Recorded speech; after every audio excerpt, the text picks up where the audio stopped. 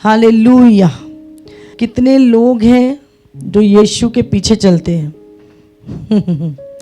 Hallelujah. बहुत सारे लोग यीशु को जानते हैं पर बहुत कम है जो यीशु के पीछे चलते हैं। हालेलुया। तो आज का वचन उन्हीं के लिए है। बाइबल में लिखा है, प्रभु ने कहा स्वर्ग का राज्य निकट है, अपने पापों से मन फिराओ क्योंकि स्वर्ग का राज्य निकट है। हालेलुया। कितने लोग बिलीव करते हैं कि स्वर्ग का राज्य निकट है? कितने लोग बिलीव करते हैं कि यीशु मसीह आने वाला है? हालेलुया। अपने हाथों को हिलाते हुए कितने लोग बिलीव करते हैं कि यीशु मसीह का आगमन जल्द होने वाला है? परमेश्वर ने कहा कौन जाएगा यीशु के साथ? जो अपना क्रूस उठाकर, यीशु ने कहा मेरे पीछे हो ले, जो अपने आप का इनकार करके अपने प्राणों का भी इनकार करे, वही यीशु के पीछे जा सकता है। हालेलुया। प्रभु यीशु मसीह जब इस संसार में आया है ना, लूका 18 में लिखा है, उसने कहा मैं कंगालों को सुसमाचार सुनाने आया। यीशु मसीह मंदिर में गया। यीशु मसीह भी चर्च जाता था। हाँ, यीशु मसीह मंदिर में गया और उसने कहा मेरा अभिषेक इसीलिए किया गया है कि मैं कुचले हुओं को छुड़ाऊं, है ना, और बंदियों को आज़ाद कराऊं। तो यीशु मसीह का जो सुसमाचार था वो यही था। और यीशु मसीह ने सबसे पहले जो सुसमाचार दिया वो क्या था? अपने पापों से मन फिराओ क्योंकि स्वर्ग का राज्य निकट है। हालेलुया। 2000 साल पहले प्रभु ने ये बोला था। तो सोच लो आज हम कहाँ खड़े हैं। मैंने बताया था 6000 साल हो चुके हैं। 4000 साल आदम को बने हुए, उसके बाद 2000 साल यीशु मसीह को आए हुए, तो टोटल 6000 साल। और 6 साल बाइबल कहती है 1000 साल का परमेश्वर की नज़र में एक दिन है। और 6 दिन में प्रभु ने दुनिया बनाई। तो 7वां दिन शुरू हो चुका है और 21 साल ऊपर जा चुके हैं और अब कभी भी प्रभु यीशु का आगमन होता है। तो क्या हम इसके लिए रेडी हैं? हालेलुया। तो प्रभु ने क्या बोला? बहुत सारे लोग आएंगे और कहेंगे प्रभु हमने तेरे नाम से दुष्ट आत्माएं निकाली, प्रभु हमने तेरे नाम से बीमारों को चंगा किया, प्रभु हमने बहुत तेरे लिए काम किए। प्रभु कहता है मैं उनसे कह दूंगा कि मैं तुम्हें नहीं जानता। लेकिन जो मेरे स्वर्गीय पिता की इच्छा पे चलता है वही बचाया जाएगा। हालेलुया। आज हम कहते हैं हम प्रभु के पीछे चल रहे हैं। क्या सच में चल रहे हैं? दुनिया भर का लालच, दुनिया भर की गंदगी, बुराई हमारे अंदर बसी हुई है। जलन, नफरत, ईर्ष्या, क्या हम स्वर्ग में प्रवेश करेंगे? बाइबल में लिखा है कोई अपवित्र वस्तु स्वर्ग में प्रवेश नहीं करेगी। हालेलुया। तो आज मैं वचन पढ़ रही थी और प्रभु का आत्मा ने बात किया कि आज जो ज़्यादातर लोग यीशु के पीछे नहीं चल रहे, आप जानते हैं किसके पीछे चल रहे हैं? चिन्ह और चमत्कारों की, भविष्यवाणियां। ये बुरा नहीं है। प्रभु ने कहा परमेश्वर का राज्य बातों का नहीं पर सामर्थ का है। बहुत अच्छी बात है। प्रभु भी काम करता था, चमत्कार होते थे, लेकिन क्या यीशु ने कहा कि तुम चमत्कारों के पीछे चलो? यीशु ने क्या बोला? बहुत सारे लोग चमत्कार करेंगे, दुष्ट आत्माएं निकालेंगे, बीमारों को चंगा करेंगे, फिर भी यीशु कह देगा मैं तुम्हें नहीं जानता। हालेलुया। तो मैं आपको बता दूं जितने लोग केवल और केवल चिन्ह और चमत्कारों के पीछे चल रहे हैं, आने वाले दिनों में वो भटकेंगे। जो यीशु के वचनों को फॉलो कर रहे हैं, जो परमेश्वर की आज्ञाओं को फॉलो कर रहे हैं, जो यीशु मसीह के पीछे चल रहे हैं, वो बचाए जाएंगे। हालेलुया। अब आपको देखना है आप किसके पीछे जा रहे हो, चिन्ह चमत्कारों के या यीशु मसीह के पीछे? हाँ, मिरेकल्स को फॉलो कर रहे हो, मिरेकल्स करने वाले को फॉलो कर रहे हो, या जीसस क्राइस्ट को फॉलो कर रहे हो? अभी आपको देखना है, क्योंकि आने वाले समय में हम एक वचन निकाल लेंगे। आज मैं सचमुच अगर कान होंगे तो खुल जाएंगे। बाइबल में लिखा है जिसके पास कान है वो सुन ले कि आत्मा कलीसियाओं से क्या कहता है। अगर कान होंगे तो आज आपके खुल जाएंगे, क्योंकि आत्मा कलीसियाओं से आज कुछ कहना चाहता है। हालेलुया। हम निकालेंगे 2 थिस्सलुनीयों पढ़ेंगे, हम 2:1 से पढ़ते हैं। 2 थिस्सलुनीयों 2:1 से। हे भाइयों, अब हम अपने प्रभु यीशु मसीह के आने और उसके पास अपने इकट्ठे होने के विषय में तुमसे विनती करते हैं। हाँ, ध्यान से सुनो, ध्यान से एक एक वचन सुनना आपने। हे भाइयों, अब हम अपने प्रभु यीशु मसीह के आने, यीशु मसीह के आने, बोलो यीशु मसीह के आने, यीशु मसीह आने वाला है, और उसके पास अपने इकट्ठे होने के विषय में तुमसे विनती करते हैं। बोलो हम सब यीशु के पास इकट्ठे होंगे। बोलो बोलो अपने मुंह से बोलो, हम सब यीशु के पास इकट्ठे होंगे।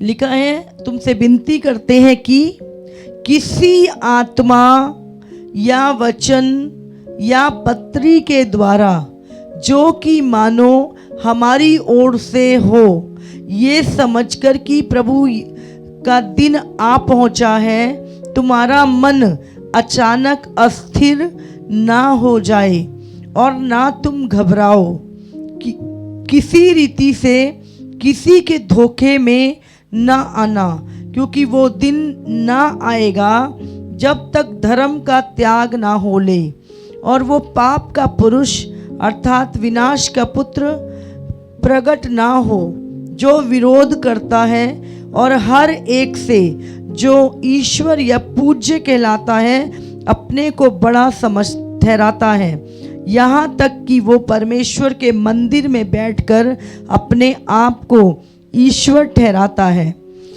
क्या तुम्हें स्मरण नहीं कि जब मैं तुम्हारे यहाँ था तो तुमसे ये बातें कहा करता था? तुम उस वस्तु को जानते हो जो उसे अभी तक रोक रहा है, वो अपने समय में प्रकट हो, क्योंकि अधर्म का भेद अब भी कार्य करता जाता है, पर अभी एक रोकने वाला है, पवित्र आत्मा। और जब तक वो दूर ना हो जाए वो रोके रहेगा।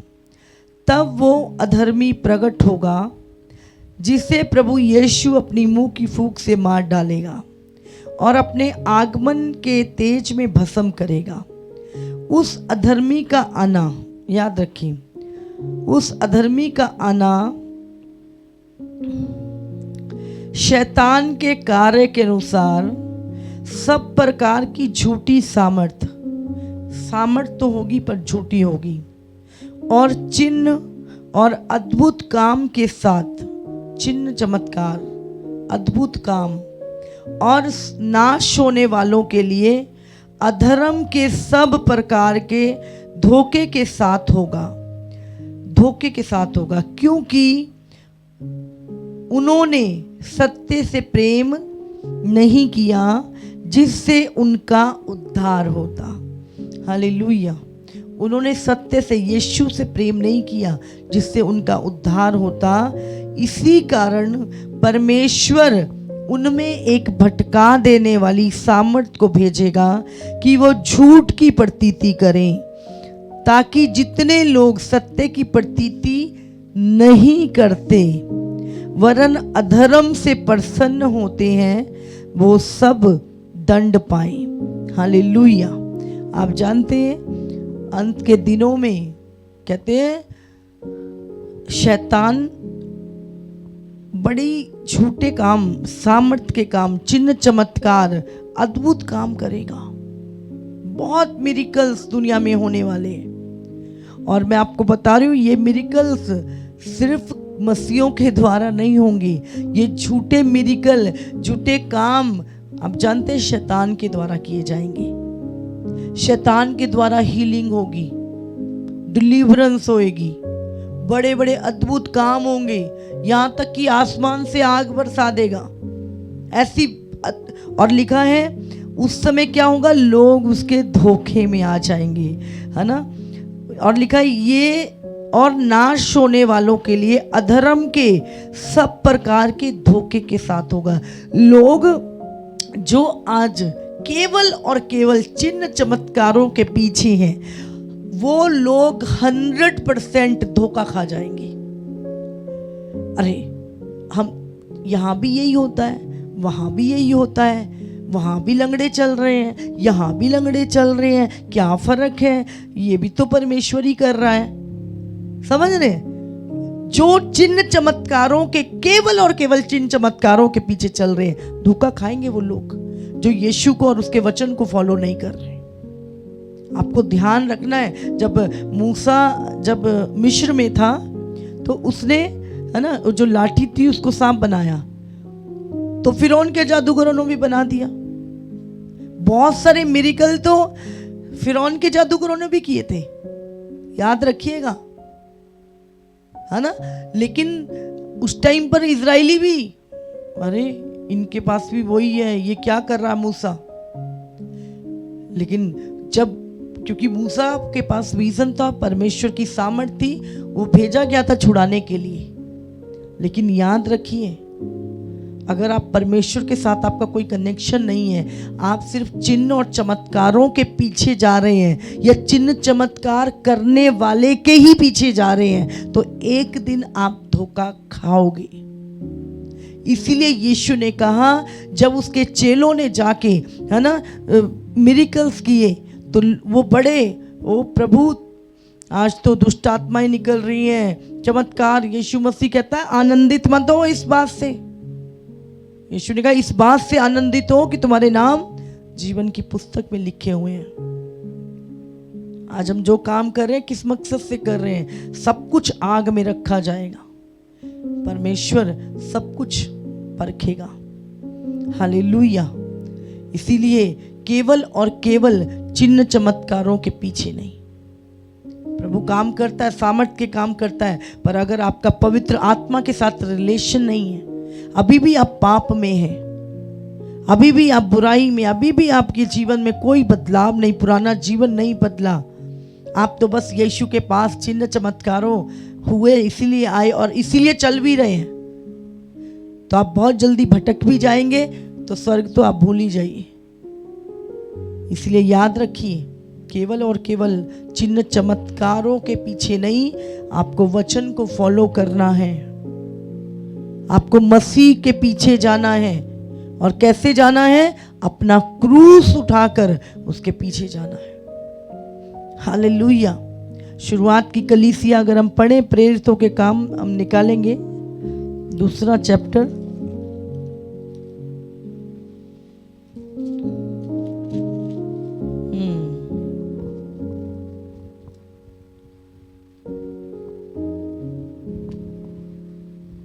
सैंतीस।